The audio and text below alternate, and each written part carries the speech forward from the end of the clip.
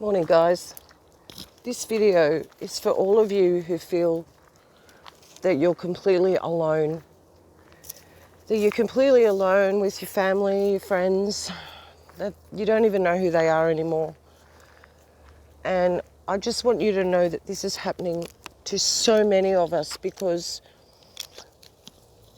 the enemy of our souls wants to separate us. He wants to sift us and separate us so that we cannot be effective. And what better way to do that than to turn those in your own family against you? So I'll give you a little bit of a rundown. I have known about Christ since 1995, but I was lukewarm until 2018 when I had an encounter with the Father. And since then I have dug my heels in, and I still slip and fall down the mountain, guys, but I scramble back up. I don't lay at the bottom crying anymore like, maybe like I used to sometimes, but I certainly don't do that anymore. I scramble back up the mountain, I repent, I say sorry, and I find that each time I do this, I get stronger. I'm not getting weaker, I'm getting stronger.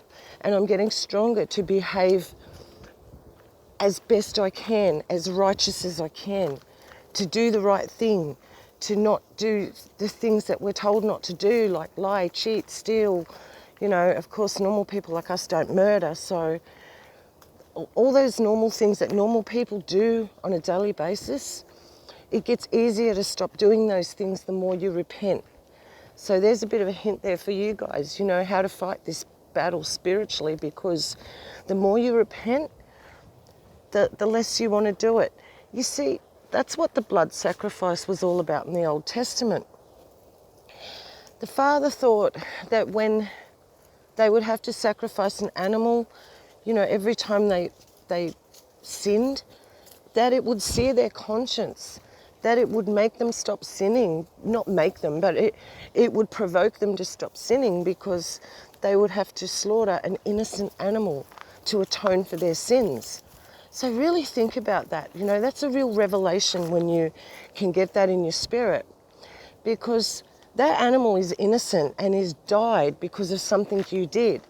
Now then Yeshua, Jesus, came and was our once and for all sacrifice.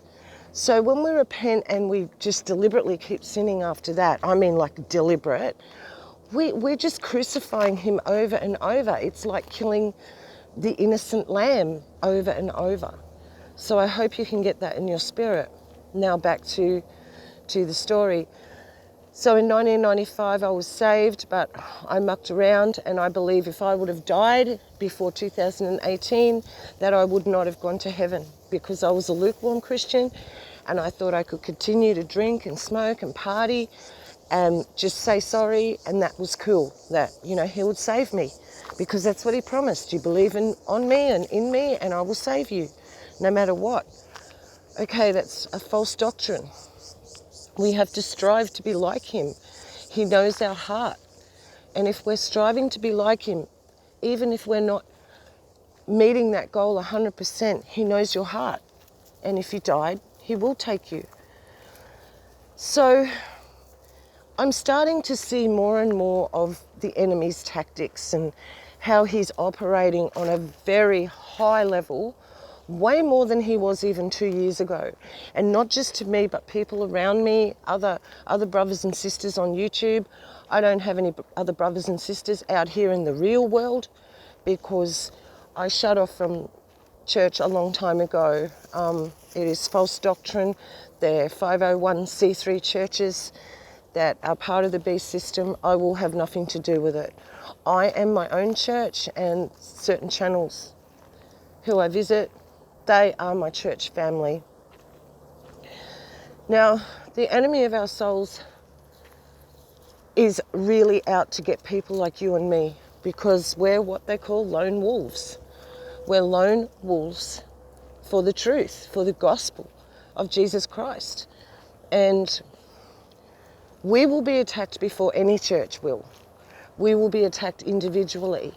And this is a spiritual battle. And if you don't think it is, you need to really get on your face and ask the Father, for clarity. Pray for clarity, guys. Don't only pray for a pure heart and a steadfast spirit, but pray for clarity. What has been happening to me since 2018, when I fully got saved, is that my children thought I was nuts. My son is nearly 29. My daughter just turned 26 the other day. And they just thought I was nuts, like I was cool before that because I was partying with them and, I was one of them. And, oh, Father, forgive me for all the wiles I led them into, not even realising, thought I was just, I don't know, it's a hard one. I repented about that many times, but anyway, my sins are being dashed as far as the north is to the south, the east to the west, so we just don't keep doing those things. And so since I sort of went off that track and I started telling them what I was learning and, about our enclosed system, they just think I'm absolutely mental. And they still, after 2 full years, in January 13, it'll be 2 full years, they still have not come around to the fact that, well, not to my way of thinking, but they still haven't opened their hearts to the truth. And guys, I've been praying, don't worry, but I will never give up praying for them. And sometimes we feel that we haven't prayed enough, and that very well could be the case.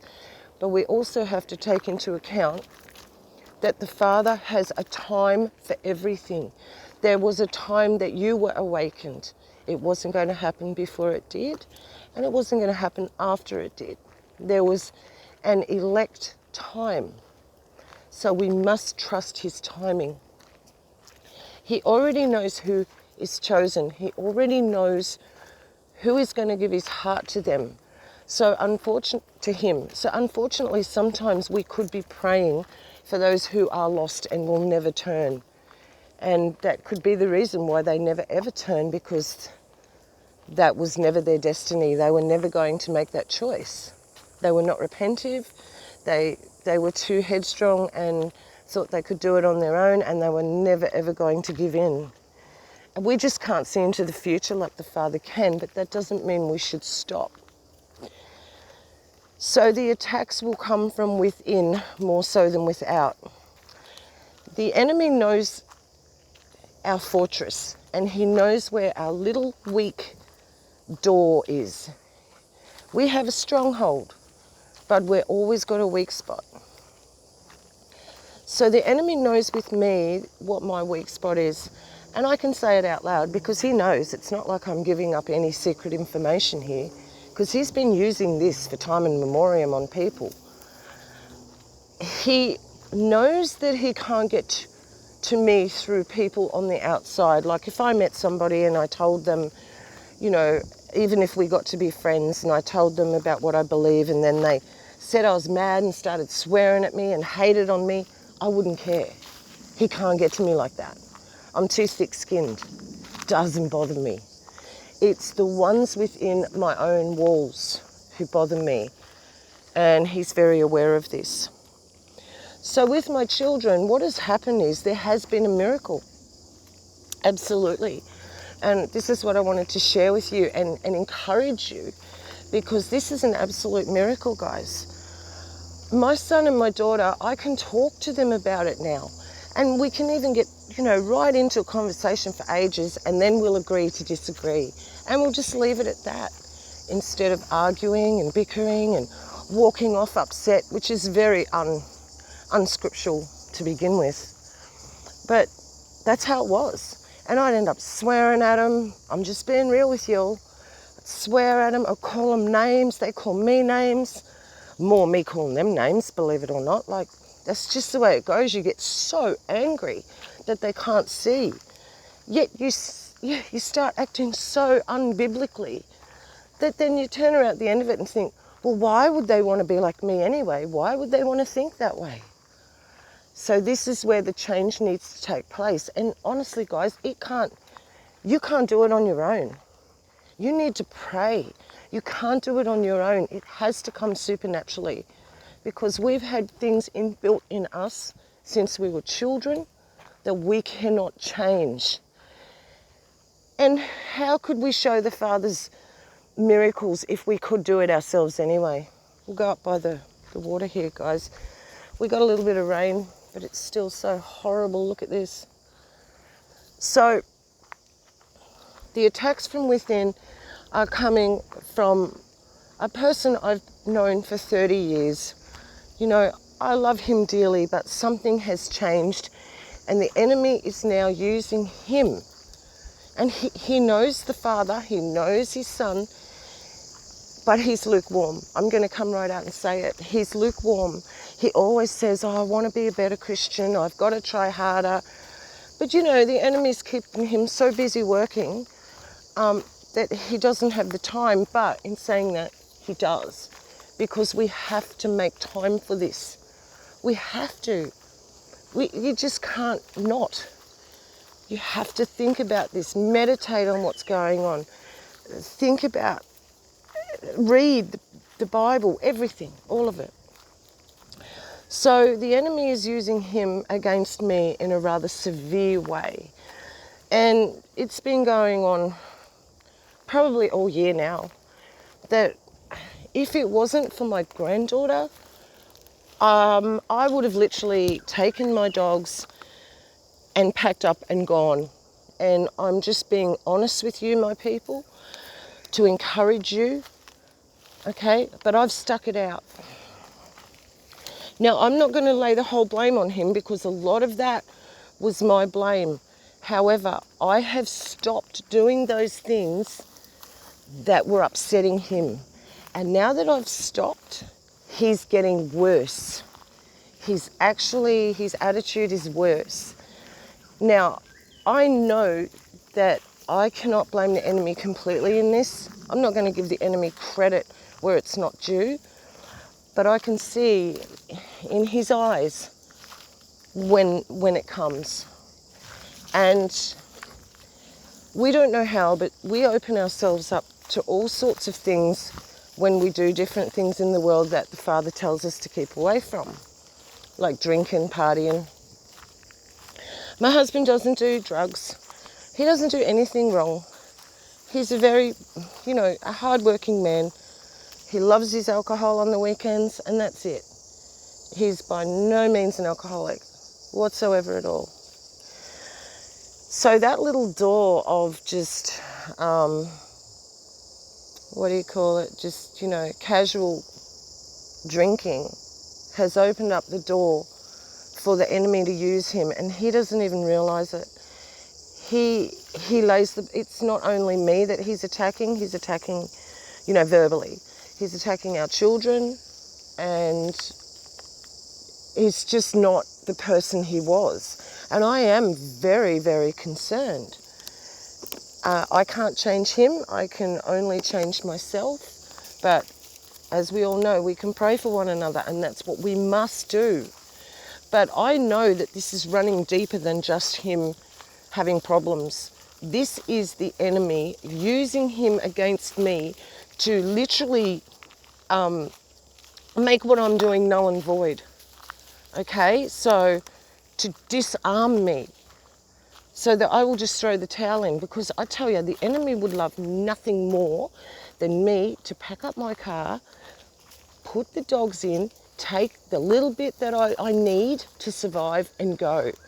The enemy would love that. And I thought that was the answer for nearly all of this year, so many times. I've even gone away on camping trips by myself with the dogs. I'm just being real with you all. I'm telling you the truth. And no, that's not going to do for me. I'm going to fight.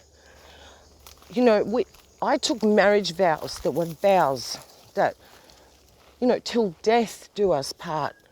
And I don't care who you are. We've all broken our marriage vows at times by, swearing and calling our spouse names. And, you mightn't have cheated on them. No, I'm not saying that. I'm just saying that we've all broken our marriage vows at some time.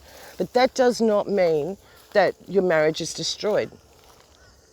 And it's the same with your relationships with your children. and your other family members, it's exactly the same. What the enemy wants you to think is that things are unrepairable, okay? He wants you to think that it can't be fixed. No matter what you do, it can't be fixed. Well, he's actually right there in a way, because no matter what you do, it probably can't be fixed. You need to give it up, lay it at the feet of the cross, pray over it, pray the blood over it, do it as a child would. Don't try and be all adult about it. It's not going to work. Do it as a child would do it, and give it to him. And if you really mean it and you just want goodness and love and joy in your heart, like, look at this, you know, play. Get him, get him, get him. No, okay. This is, the Father wants nothing more for us to be happy, even in this evil that we're in. He still wants that we have an abundance while we are here before we get to him, okay? There's nothing saying you can't. There are no rules in this game saying, right, you're here in this evil place, and that means that you cannot enjoy yourself. That's not how it is. And you know, every day you will maybe hear those thoughts, because that's what the enemy wants you to think. Oh, well, this is my lot. This is all I've got. I've just got to put up with this. No, that is a lie from the pit. This place you are standing in was made to be perfect. It was contaminated, but it doesn't mean that you need to stay contaminated, right? This is where you got to stop listening to the enemy.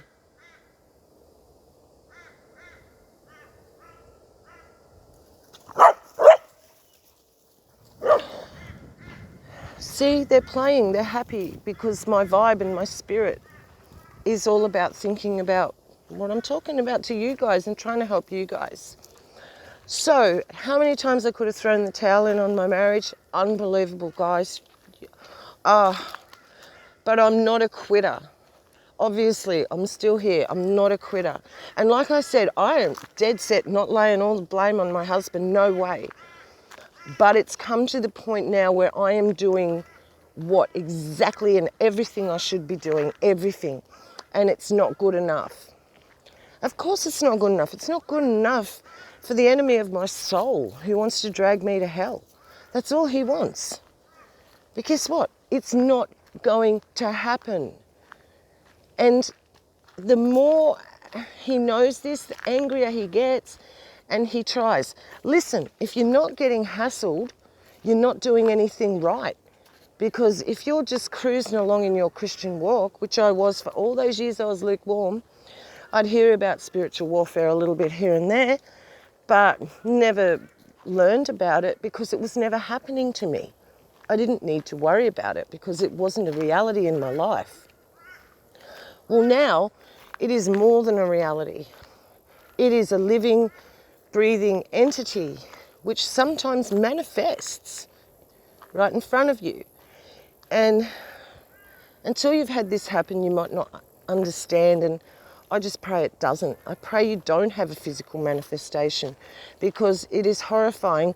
It's also liberating though, because it makes you brave. It makes you brave for the next time it may happen, that you're not scared of it.